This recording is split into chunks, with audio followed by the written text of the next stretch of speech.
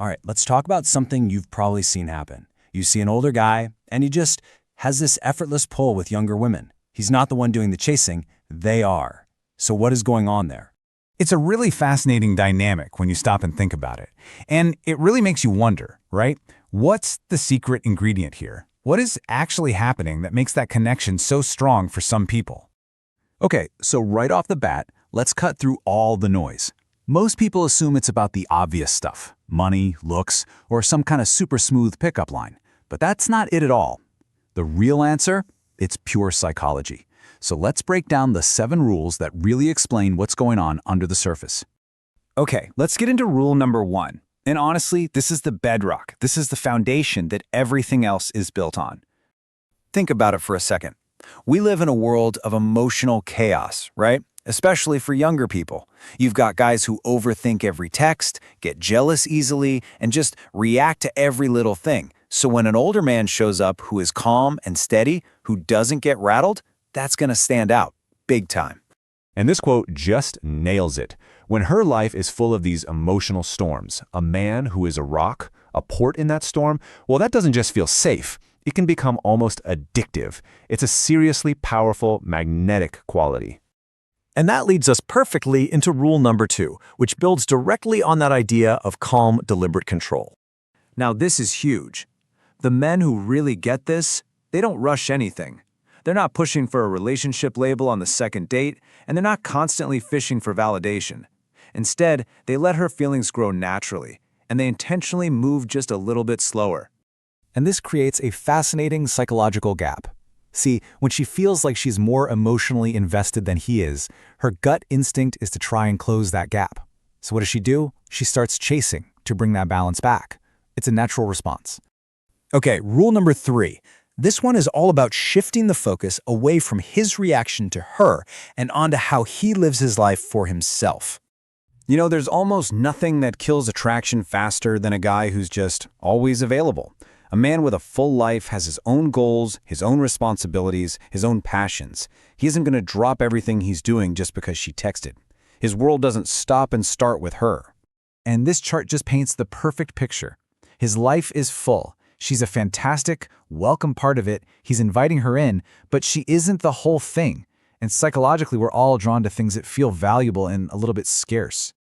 On to rule 4. Now this one is a delicate dance, and it's where a lot of guys totally trip up.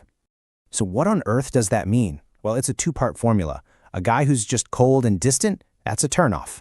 But a guy who's super needy and overeager, that's also a turnoff. The sweet spot is having this warm, inviting energy, but pairing it with really strong boundaries. So yeah, he listens, he smiles, he's totally engaged when he's with her, but he isn't handing out praise like it's candy. He doesn't overdo it. And when she feels like she actually has to earn his respect and admiration, her brain completely flips the script. All of a sudden, she's the one trying to win him over. All right, let's jump into rule number 5. This one is all about leadership. And we have to be super clear about what this means. This is not about being a control freak or being dominant. No way. Younger women especially are often looking for a sense of direction. It's not about being told what to do. It's about having someone provide a clear, confident path. So how does that look in real life? Well, instead of that endless, I don't know, what do you want to do, back and forth, he actually suggests a plan.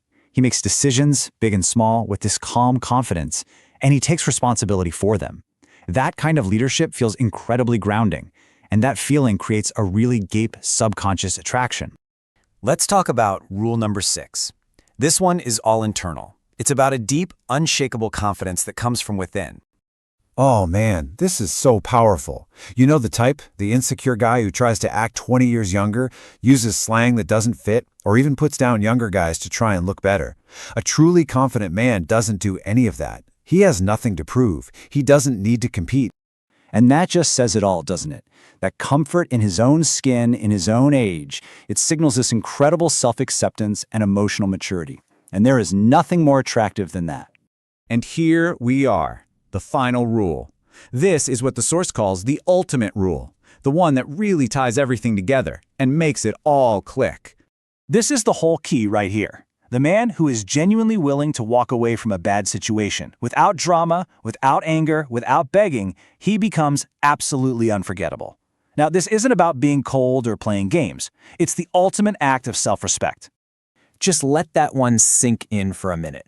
That single psychological switch, going from being afraid of losing her to being free from that fear, it completely flips the entire dynamic on its head. It is, by far, the most magnetic quality of all. So, when you boil all 7 of these rules down, what's the big takeaway? She's not really chasing a number and age. She's chasing what that age so often represents: emotional stability, a clear sense of direction, a steady calm, real confidence, and above all else, rock-solid self-respect. Which brings us to our final question, the one that kind of reframes this whole conversation. After looking at all this, is this dynamic really about how many years a man has been alive, or is it about the emotional maturity and the self-possession he's built up along the way? That's definitely something to think about.